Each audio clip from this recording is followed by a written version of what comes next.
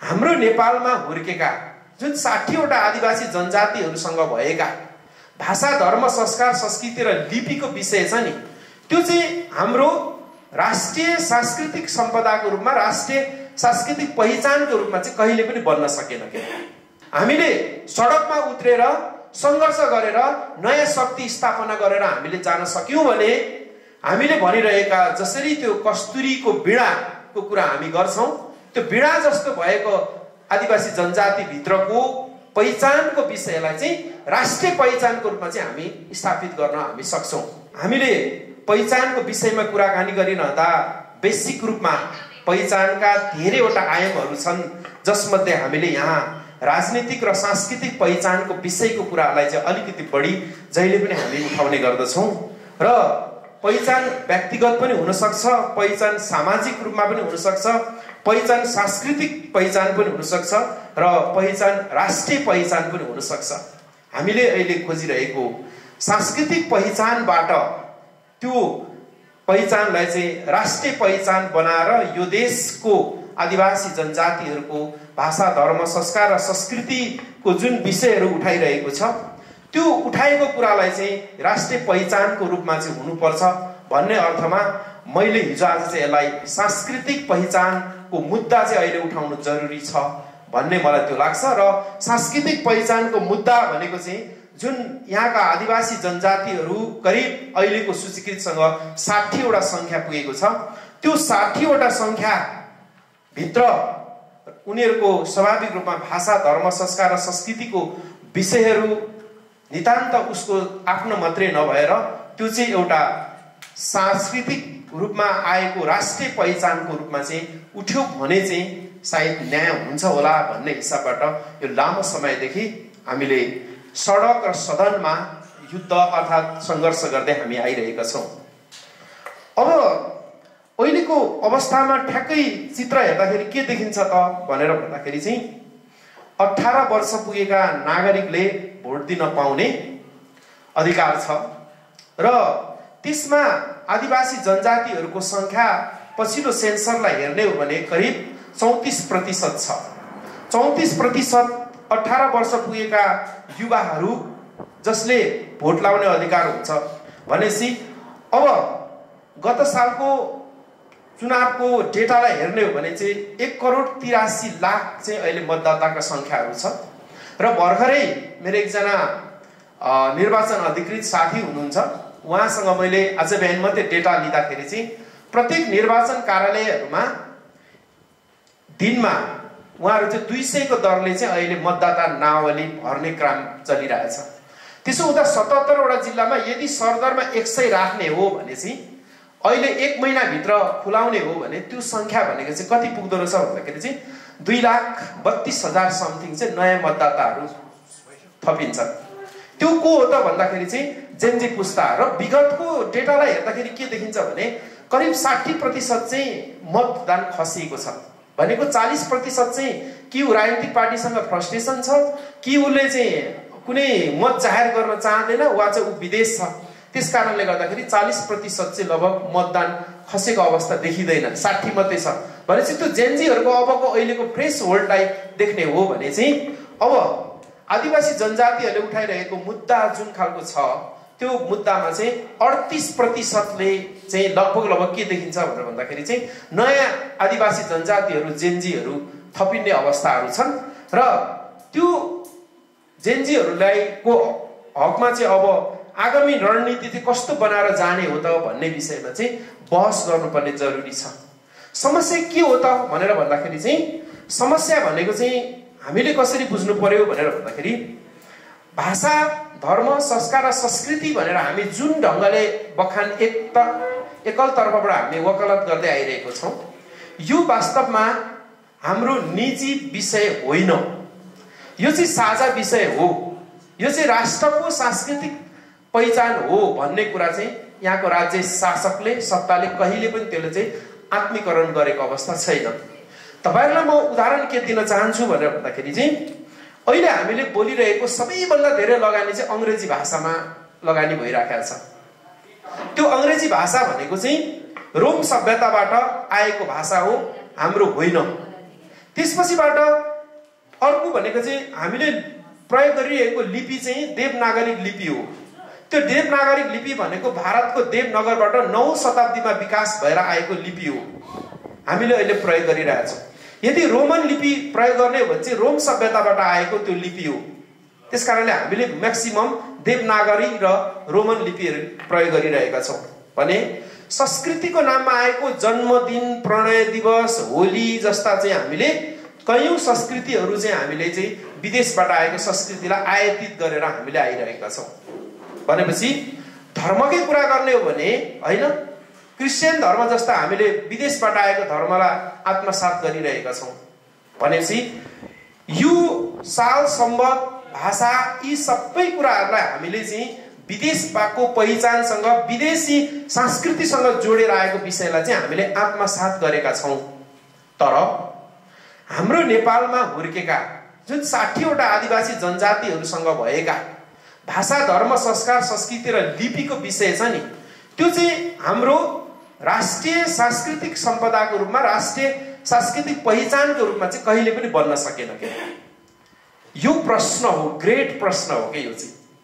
त्यस कारणले गर्दाखेरि मैले यहाँ त उभिएर भनिरहँदाखेरि किरात राई सांस्कृतिक कलाकार सङ्घको एउटा जिम्मेवार अध्यक्षको हिसाबले मैले बोलिरहँदाखेरि कतै साम्प्रदायिकता त भएन भन्ने क्वेसन पनि आउन सक्छ। तर किमार्थ यो कुरालाई म स्वीकार्ने पक्षमा छैन।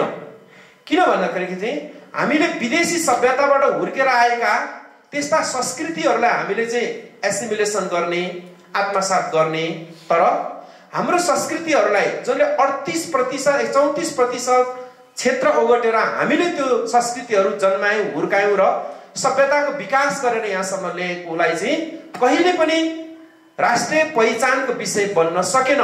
यो चाहिँ जातिवादी बन्यो।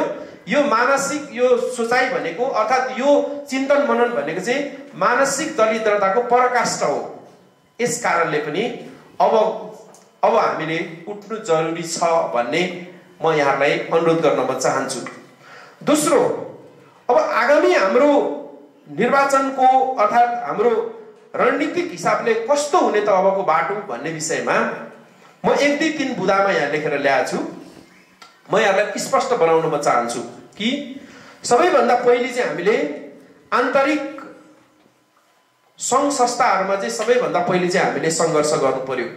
जो राजनीतिक पार्टीमा एफिलिएसन हुनुहुन्छ, जो राजनीतिक पार्टीमा विश्वास राखेर अहिलेसम्म योगदान गर्नुभएको छ र तपाईँ मन्त्री हुने, टिकट पाउने कन्फर्म हुनुहुन्छ भने त्यस्ता व्यक्तिहरूले चाहिँ आन्तरिक रूपमा आफ्ना यी कुराहरूलाई चाहिँ सङ्घर्षको रूपमा, आन्तरिक रूपमा सङ्घर्ष गर्नु पर्यो र हाम्रो यो विषयलाई चाहिँ उहाँहरूले एडभोकेसी गरेर चाहिँ त्यो पार्टीमा व्यापक बहस र छलफल गर्नु पर्यो।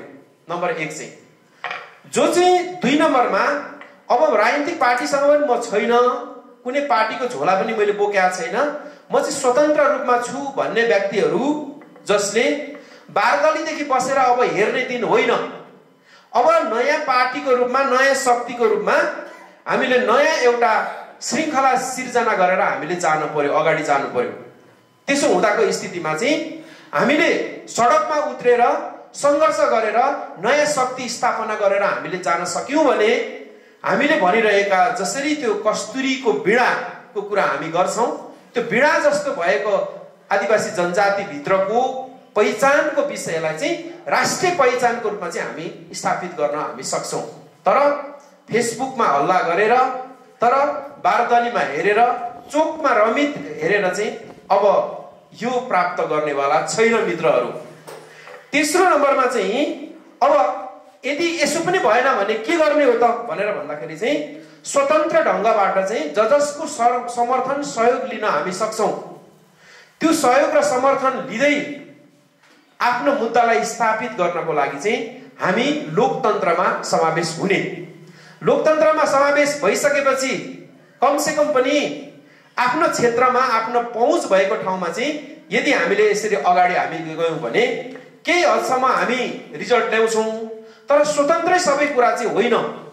अहिलेको हाम्रो संविधानले दलीय व्यवस्थाको बढी परिकल्पना र प्र्याक्टिस अभ्यास गरेको कारणले स्वतन्त्रको त्यति ठुलो मत छै, के अरे शक्ति छैन।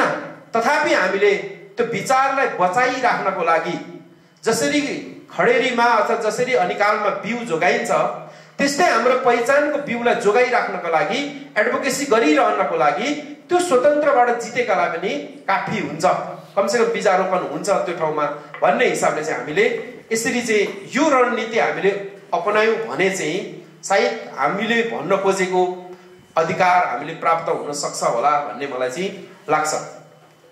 अब अन्तिममा मैले कार्यनीतिक हिसाबले अब कसरी अगाडि जाने त भन्ने विषयमा पनि एक दुईवटा बुदाहरू मैले तयार गरेको छु।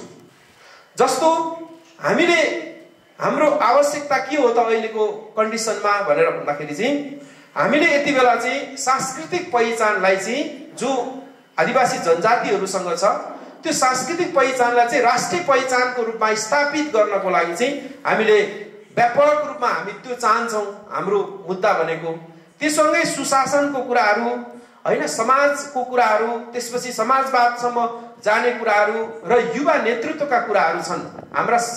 यसरी हामीले यो स्थापित गर्नको लागि चाहिँ हामीले के गर्नु पर्यो भनेर भन्दाखेरि चाहिँ व्यापक रूपमा चाहिँ हामीले चाहिँ यसको लागि चाहिँ योजनाहरू बनाउनु जरुरी छ। त्यो योजनाहरू चाहिँ हाम्रो के हुन्छ भन्दा आर्थिक सम्बन्धीको, सांस्कृतिक सम्बन्धीको, हाम्रो मुद्दा सम्बन्धीको र युवाहरूलाई कसरी राजनीतिक मूलधारमा चाहिँ समावेश गर्ने, त्यसमा पनि आदिवासी जनजातिहरूलाई चाहिँ कसरी त्यो ठाउँसम्म लैजाने भन्ने हिसाबले चाहिँ हामीले व्यापक रूपमा चाहिँ एउटा योजना बनाउन हामीले जरुरी छ। तेस्रो कुरा, योजना बनाइसकेपछि अब त्यसलाई कार्यान्वयनको पक्षहरूमा हामी जानु जरुरी छ। कार्यान्वयनको विषयमा हामीले स्वाभाविक ढंगले समय लिनु जरुरी छ, किनभने अब फागुन 21 त आइ नै सक्यो हैन, अर्थात् केही कारणले चुनाव सर्न पनि सक्ला भनेपछि त्यो यति छोटो अवधिमा चाहिँ हामीले त्यो अचिभमेन्ट कसरी गर्न सक्छौं भनेर चाहिँ यसलाई हामीले चाहिँ योजना बनाउनु जरुरी छ।